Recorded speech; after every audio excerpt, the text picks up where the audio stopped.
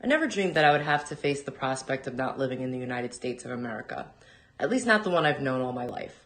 I've never wished to live anywhere else. This is my home, and I was privileged to be born here. But today I woke up, and as I had my morning coffee, I realized that everything is about to change. No matter how I vote, no matter what, I say something evil has invaded our nation, and our lives are never going to be the same. I've been confused by the hostility of family and friends. I look at people I've known all my life, so hate-filled that they agree with opinions they would never express as their own.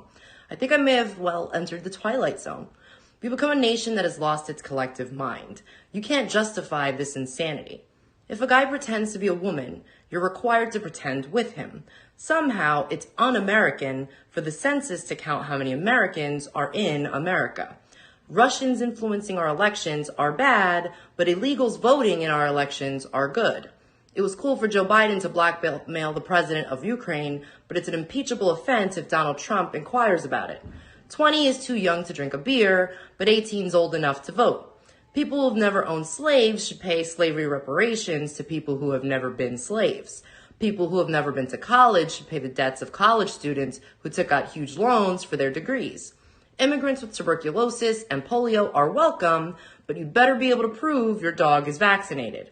Irish doctors and German engineers who want to immigrate to the U.S. must go through a rigorous vetting process, but any illiterate gangbangers who jump the southern fence are welcome.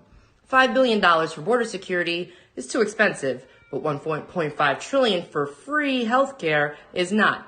If you cheat to get into college, you go to prison, but if you cheat to get into the country, you go to college for free.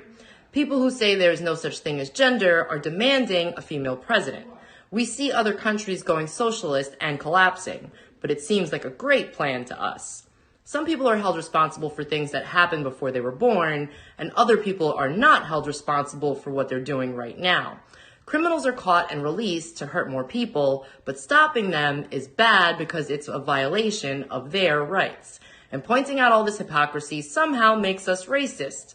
Nothing makes sense anymore. No values, no morals, and no civility. People are dying of a Chinese virus, but it's racist to refer to it as Chinese even though it began in China.